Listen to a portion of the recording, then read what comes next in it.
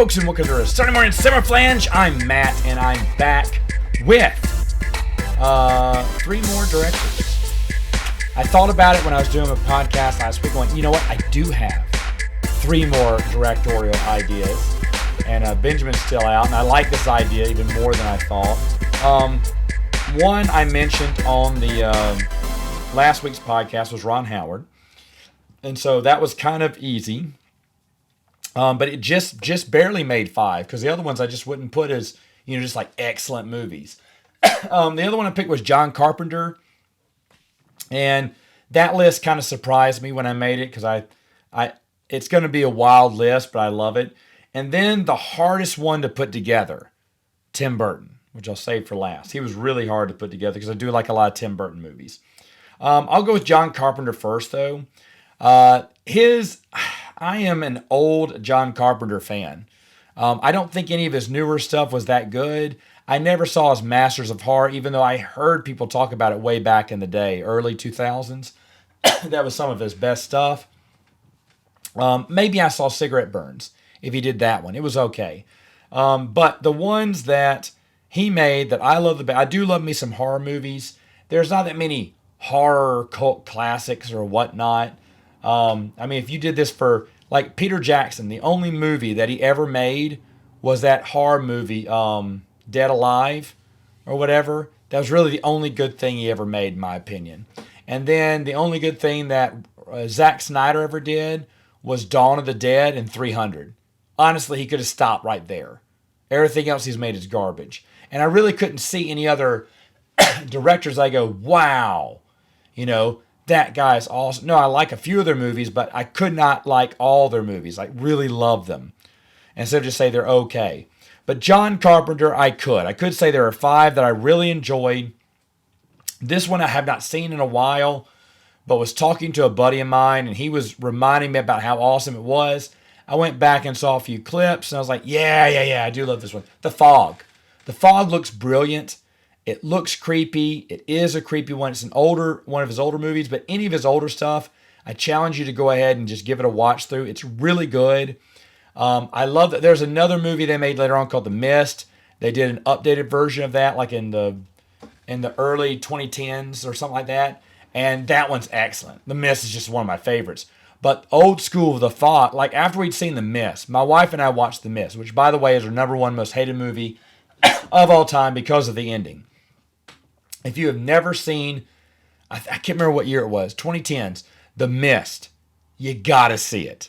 It's such a good movie from start to finish.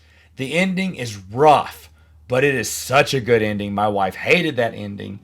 And I told her, I said, we need to watch The Fog. I remember after I saw it, I said, because it made me want to watch The Fog again, because I really love The Fog. Now, I do think The Mist is probably better, but I wanted to watch The Fog. My wife refused to watch anything with the fog, mist, clouds, nothing. She not watching nothing like that. So I couldn't get her to watch The Fog with me. I said, no. It's kind of a happy ending, but I said it's a little bit different. I kind of gave her the premise. She went, no, I'm not watching one of those movies again. So didn't get her to watch The Fog again, but I do love The Fog, number 5. Number 4, They Live. Now, to be fair, I just saw They Live for the first time a couple of years ago, maybe even last year. I can't recall, but I realized I'd never seen it. There's a board game that came out about it. I was like, you know what? I keep talking about that movie. I've never seen it. I watched it. It's good. It has cult classic written all over it. All over it. Excellent movie. They Live. If you've never seen it before, Rowdy Roddy Piper puts on a great performance. It is really awesome. It kind of speaks to today's message too, so you can kind of understand its message. Its message isn't dated. And one of the best lines in cinema history. I came here to kick ass and chew bubble gum, and I'm all out of gum. That's why I may have butchered that line, but either way, it's awesome. What a great one. They Live. Number 3. This one a lot of people hated. I still say it, and I think it's a solid number 3. John Carpenter's Vampires. What can you say about that? I think it's just great. I remember watching this in theaters and thinking, I didn't want to watch another vampire movie, but I went ahead and went with some friends. I said, wow, that was actually pretty good. And even though the movie is forgotten, really, no one talks about this. It's not a bad idea. A premise of vampire hunters traveling around killing vampires.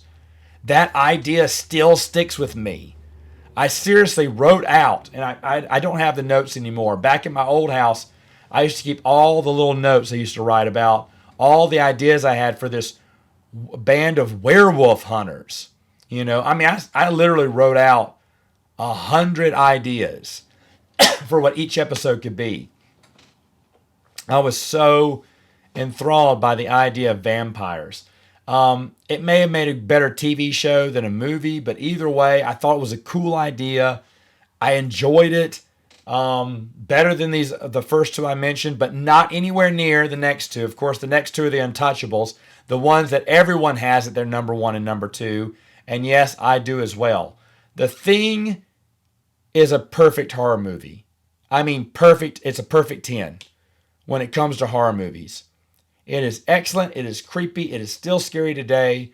I've seen it several times. I get freaked out. One of the scariest parts is when the man has the inhuman hands, because he's the Thing, and he's given this off-worldly scream as they go to torch him. And it's just so creepy, though all it is, he's wearing props on his hands. But the whole thing is super freaky. I love this movie. I love the movie The Thing. They should never remake it. It is perfect. Honestly, today's horror movies wish they could be The Thing of the 80s.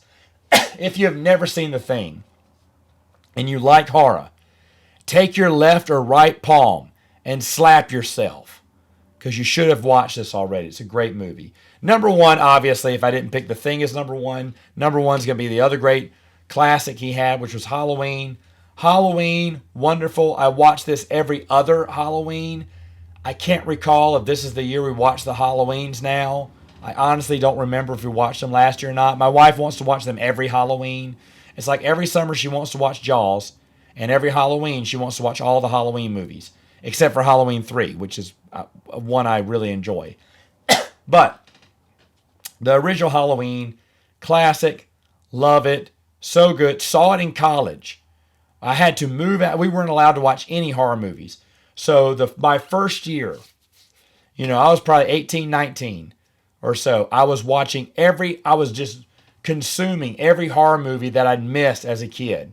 Because unless I got to sneak out of the house, I never got to see horror movies. So maybe that's why I love them today. But, because it was forbidden fruit back then when I was a kid. But I went and rented. I remember going to the video rental stores. And even the time we won free video rentals for a whole year, I told you this, I got everything in the horror section just about. I mean, from Pumpkinhead to... the only one I ever got was... what was it? Cannibal... What was it called? Something Clowns from Outer Space or whatever. I never bought that one. And there was another one I thought looked cool, but never got it either. Dark Matter or something. I thought it looked cool. But either way... those type of movies, Killer Clowns from Outer Space. There it is. You're probably yelling at me already, but that's what it was. Killer Clowns. Never got that one. But the thing is, though, I watched them all. I watched them all back in the day, enjoyed them all. But of course, I went through some of the classics. Halloween is one of the classics and a really good movie. It is John Carpenter's best. That he also did the music to it. He considers himself a composer. No music is iconic as the music he did for Halloween. It is perfect. That whole movie is excellent. It still holds up today. Obviously it does. It's a legendary, movie. Michael Myers, horror icon in the Horror Hall of Fame. Not much else said. Moving on to Ron Howard. But, of course, as always, let me know what your top 5 John Carpenter films are. The last movie he made was The Ward, if I recall. And I remember thinking, wow, John Carpenter really should have stopped 10 years ago. And now I don't think he makes any movies. I think he just produces movies, which means he just puts his name on crap. But it's a shame because he had some skill back in the day. Back in the day, he had some real skill. None of his newer stuff really caught my eye, but that old stuff really did well. All right, so Ron Howard, here we go. This was very easy to put together a top 5, but I don't have any honorable mentions. Because in the Hall of Fame for Ron Howard, I think these are his 5 best. Really, I think they are. And the first one is Far and Away. Yeah, Tom Cruise. Come on. You knew I was going to put him in there. It's a Tom Cruise movie. I haven't seen it in years. And I was thinking, man, I love that movie. I want to see it again. Is this a bias because I like Tom Cruise? And that's why it made the top? You bet it is. Not even ashamed to admit it. Love Tom Cruise. Number 5, easily. Number 4, I spoke about these to my wife, and I think this was like a number 2 for her because she really likes all the people in it, and it's got a great cast. One of Ron Howard's best casts, Apollo 13. Excellent movie. Loved it when I watched it growing up. My wife was she just loved Tommy Lee Jones. So, of course, a Tommy Lee Jones film she's going to love. This was Tommy Lee Jones, and she was all for it. And it's excellent. It's excellent. If you haven't seen it before, again, another movie from, I believe it's the early 90s or mid-90s, you should check out. It really is awesome. Still holds up today. Apollo 13, excellent. All right, number 3. Number 3 is a movie we recently saw, I believe, last year. And I remember watching it again and going, wow, this is still a solid film. And looking at the solidness, yeah, it is a few steps above Apollo 13. It is A Beautiful Mind. Russell Crowe is the lead, and if you've never seen this, there's an awesome, amazing twist in the movie. And, you know, you're kicking yourself that you never saw it because it's right in front of you. But it's so perfect from start to finish.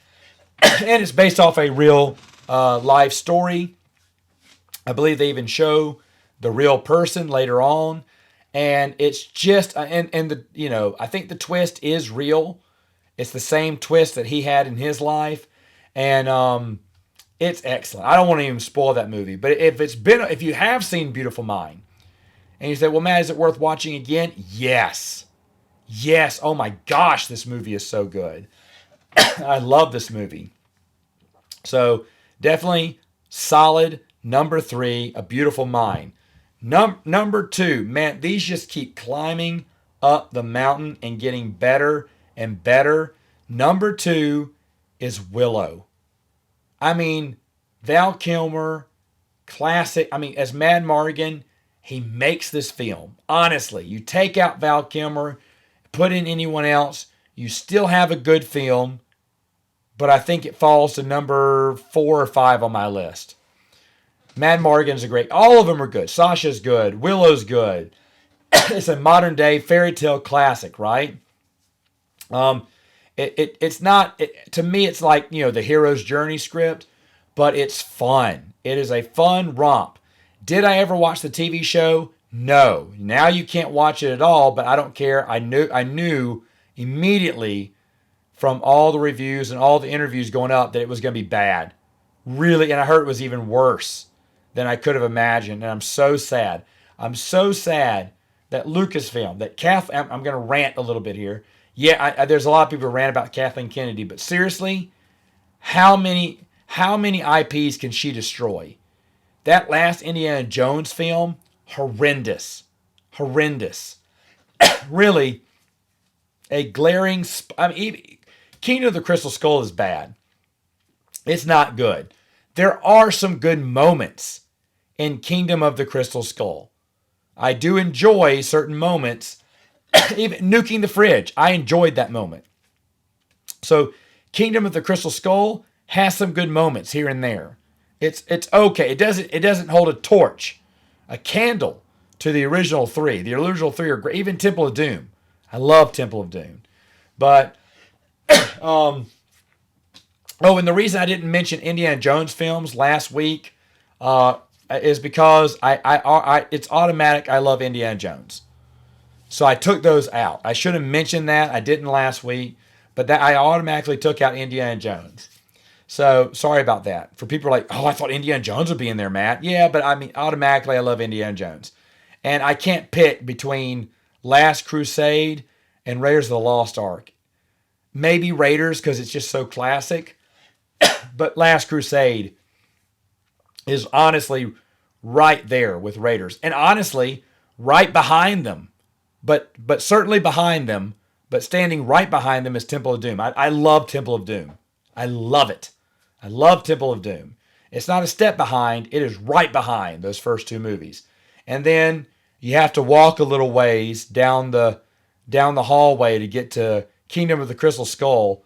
And then whatever, Destiny's Arrow or whatever, the stupid one, Dial of Destiny. So awful. I mean, I hate that they made that film. And like I hate that Willow has a series that does just the same of it, just ruins everything you loved about Willow. That's a shame. Of course, you know me, Star Wars. People talk about how much the new Star Wars killed the franchise, ran it into the ground. I think nothing, it's the only thing I'll say about it. The Acolyte, obviously bad, canceled. People are crowing over on the internet, but you know what? It was bad. If you liked it, fine. I don't know if we'll do a podcast on it. If Wes wants to, he can sit and tell me what he thought about it. We kind of talked about it on More Civilized Age on my channel. And that's really, I'll be honest, when people talk new canon and you see me in the video, I am not listening. I'm being very polite, but I'm really just there faking it. I can't help it. I have so little interest in new canon, it cannot keep my... And what happens when Benjamin and Wes are talking? I let them debate. I sit back. I have nothing to say. Maybe I have a list of questions that I'll ask.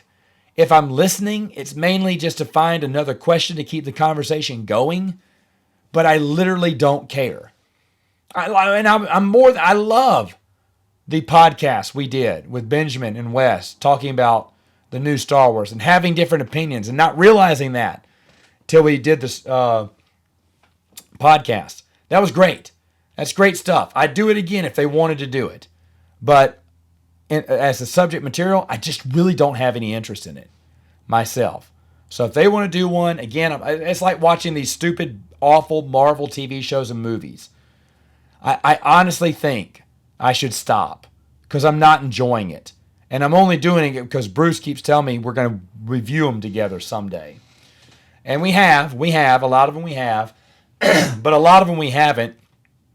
And afterwards, I feel like my time has been I've been cheated out of my time, because I really don't think a lot of the new Marvel is that good. And I'll only say this. The only reason it's not good is because the story sucks or the characters suck. Okay? I think Secret Invasion was one of the worst things I ever saw. Echo, not good at all. I'm trying to think of the last few TV shows. Miss Marvel, the first 2 episodes were great. And she's a great actress. The only reason I like the movie The Marvels, I like Miss Marvel. I really liked her. She has a good character. She's interesting. The rest of them, no. But when they went to the Singing Planet, that was great.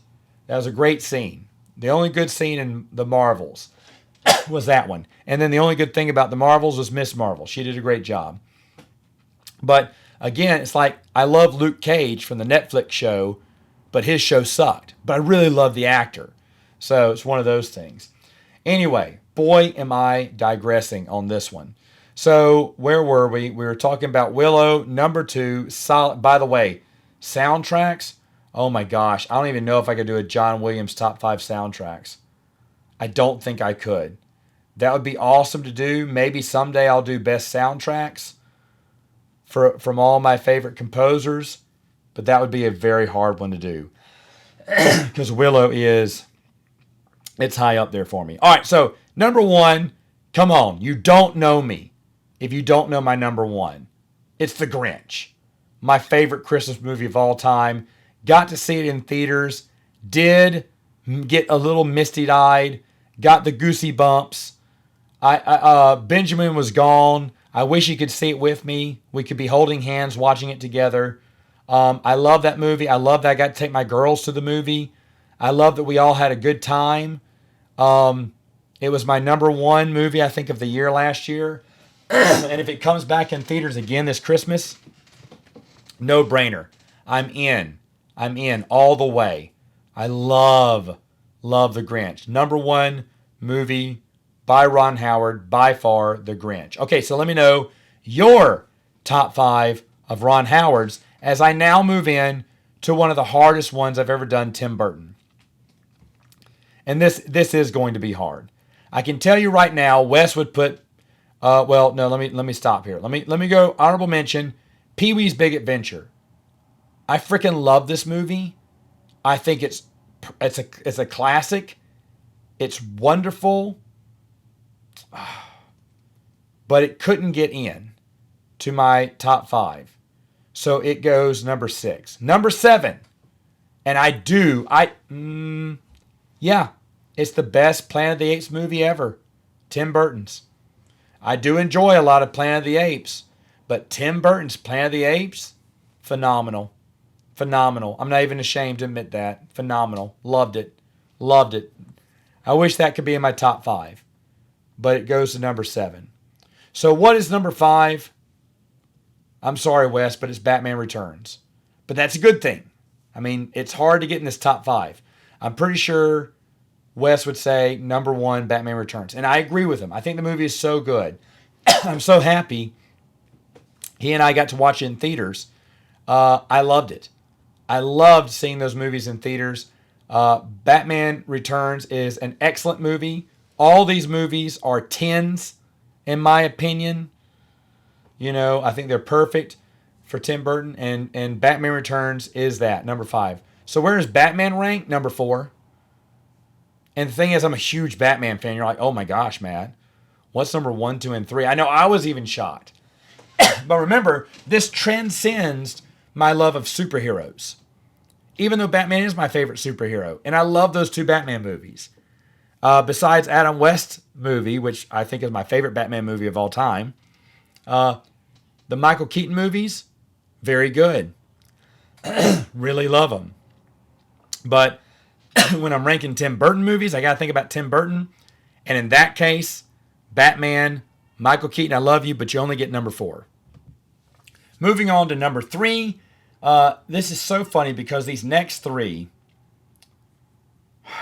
any of them could be number 1. In fact, right now, I'm going to make a change. I'm making a last minute change here. But these are in fact, when I saw Burton, I saw Batman Returns, I went, okay, number 1, number 2. That's really what I said. And then I saw Planet of the Apes, Pee-wee's Big Adventure. I said, yeah, put those on there too. And then I saw 3 movies. I went, what am I thinking? That's my top 3. I have 3 number 1s here. So, I guess number 1.3. There you go. Sleepy Hollow. I have seen this movie, I don't know how many times. 3 times in theaters, maybe 4 times in theaters. I don't remember. I thought it was excellent. The only time that I sat in a movie theater and we sat through and got to the second showing, we sat in the same theater. I can't remember how we did it. The cleaning crew didn't ask any questions. We just sat there. I said, I wonder if they'll let us stay. And they did. And so we just watched the movie again. I bought more popcorn and we laughed. But saw it back to back one Saturday afternoon when it came out. Sleepy Hollow looks wonderful. It's one of Johnny Depp's best movies. He has done a few other ones that I like a little bit more, but I love the story of Ichabod Crane. I love the music. Everything about Sleepy Hollow is just awesome. The look of it, the feel, the sets, the acting, the story, even though I've seen it so many times, that twist. I love the twist. I love watching this, even though it's hard to find people who haven't seen it before. I have watched this with people who've never seen it before, and I love their reactions upon first seeing it. Christopher Walken as the Headless Horseman, excellent choice.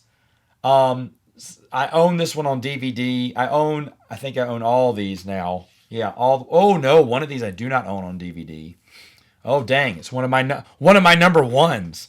Maybe I've never saw it on DVD. But anyway, Sleepy Hollow, excellent movie. My number three, solid number three, or 1.3, 1.2, better than 1.3 barely, is Big Fish. Ewan McGregor's best movie by leaps and bounds. Better than anything he's ever done. Yes, Star Wars fans, better than his prequels, even though he did an excellent Obi-Wan. I think it was excellent. He's one of the best things about those movies. Easily. However, Big Fish, if you've never seen Big Fish, you are missing out on a masterful performance. I would also put Moulin Rouge in probably his top 5 performances, but further down, nothing beats Big Fish. Big Fish is beautiful. Only Tim Burton could have directed this movie. It's got all your little quirks, but it also feels down to earth. And it's got all the sentimental juices flowing on it, and it is beautiful. It is a thing to behold. It is a thing to behold. I think Big Fish, I have seen this several times. I own it on DVD. Talking about now, I want to watch it again. It's about, a father telling tall tales about when he was younger, and the younger man is Ewan McGregor. But really phenomenal, well worth your time, Big Fish. Before I get to 1.1, the best movie he ever did, I'll tell you what it isn't. My wife's number one probably would be Beetlejuice. It's fine. I have no problem with it. I'm not rushing to see the sequel. My wife is. She's very excited about the sequel coming out. I love the name of the sequel, Beetlejuice, Beetlejuice. I think that's brilliant. If they ever do a third one, of course it should be Beetlejuice, Beetlejuice, Beetlejuice. But they won't do that unless this makes tons of money. I mean, if it makes tons of money, it's getting another one. But Beetlejuice isn't in my top 5. Neither is Edward Scissorhands. Nope. I think it's a fine film. I've watched it a couple of times. I like it, but I don't love it. Neither is James and the Giant Peach. Nightmare Before Christmas. No, actually, to be honest, I like the music. I really don't like the movie. I just really like the music from Nightmare Before Christmas. My wife loves Nightmare Before Christmas. That would easily be maybe number 2 on her list. I don't know. It'd be up there for Tim Burton movies. And a lot of his newer stuff, not a fan. He's kind of gotten too deep into himself, and so it's Tim Burton making a Tim Burton movie. That's basically all you need to know about his new movies. They're weird, they're quirky, but honestly, nothing different. But his best one was a long time ago. He did with Johnny Depp, Ed Wood. My 1.1. Honestly, I think when I first did this, Sleepy Hollow was number 1. And just now, I've switched out Big Fish and Ed Wood. Thinking about it, Ed Wood is phenomenal. Based off Ed Wood, his real life, making Plan 9 from Outer Space. This is a guy that made cheap movies on a budget. And the story of Ed Wood, all the characters, that's in black and white. It's a fantastic film. I can watch it a million times. I have watched it a million times. This is the one I don't own on DVD. So I've rented it a lot back in the day. Of course, I'm going to stream it and watch it now. I think this movie is brilliant. But Ed Wood, when I saw the name Ed Wood, I was like, could smack myself. Of course it would be Ed Wood. Of course it would be my number 1. So there you have it. There are my number 1 movies from John Carpenter, Ron Howard, and Tim Burton. Let me know your top 5 of each one of those directors. I bet there's going to be a lot of different debates over Tim Burton one, and I'm fine with that. You don't have to agree with me. I expect a lot of people will not agree with me on much of my top 5s here. But there you have it. This was fun. Maybe next week I'll do composers. I don't think Benjamin would be up for that, so it'd have to be another solo one. But I don't mind doing it because I do like modern day composers. I don't know how hard that would be, though. That'd probably be super hard. getting some of my favorites. But anyway, I'm rambling on again. I will see you next time on Saturday Morning Samoflange.